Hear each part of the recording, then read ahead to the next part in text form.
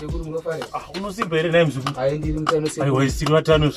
Ya sekuru ndango direct waona wakomana vari panze apo vari kuita noiza wavo. Muzukuru. Handini ndichitsvaga rubatsiro sekuru haminoti ndini here munhu wandiri kutsvaga. Panapa ndo panobatwa mazango ese. Wanga watichiko muzukuru?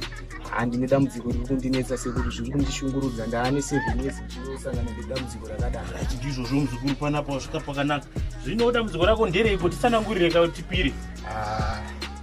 Zvinombotaurike here sekuru?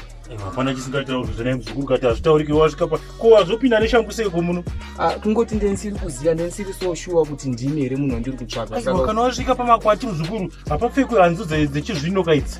Pakanganisika. Ndezvemangerengere kaizvi naye muzukuru. Pakanganisika sekuru, ndichapagadzirisa sekuru. Saka manje dambudziko rako toritanga sei usingatikwanise chivanhu chedu chakare chatakakura nacho naye muzukuru? Panogadzirisika sekuru, don't worry, next time panouya ndoya ndakarongeka sindisingakupaziva panapa. Right muzukuru. Ndiri kutarisira kuti tinge tichishandidzana tese nekusingaperi. Hapana chakaipa muzukuru. Saka nyaya yako ka tinoitangidza muzukuru. Saka iwe dambudziko rako ka tinogona kushanda neyo zvakanaka. Iwe uri kudeiko muzukuru? Sekuru ndaane 7 years. Ndichiti ndikaona musikana sekuru. Ndaona musikana ndoti musikana uyu ndamuda uyu. Pandinomuendera togona kutowirirana pekutanga totopanana nhamba. Mukutaura imomo ndozongoona ndablokewa sekuru. Zvichireva kuti iwe uri kuda makwati. Ndiri kuda makwati. Ndizvozvo muzukuru. Rega timhanyire nyaya yako. Hazvinetse muzukuru. Panova ndo panoitwa chivanhu chose muzukuru. Aiwa, wasvika chepo pakanaka. Muzukuru, uri mwana mudiki kwazvo.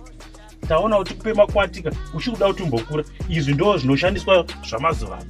Hauna zera nemushonga muzukuru. Ndinazvo kumba kaizvi. Aiwa, tinoda kutokuroyonora kuti mushonga haubatwe nezera rako muzukuru.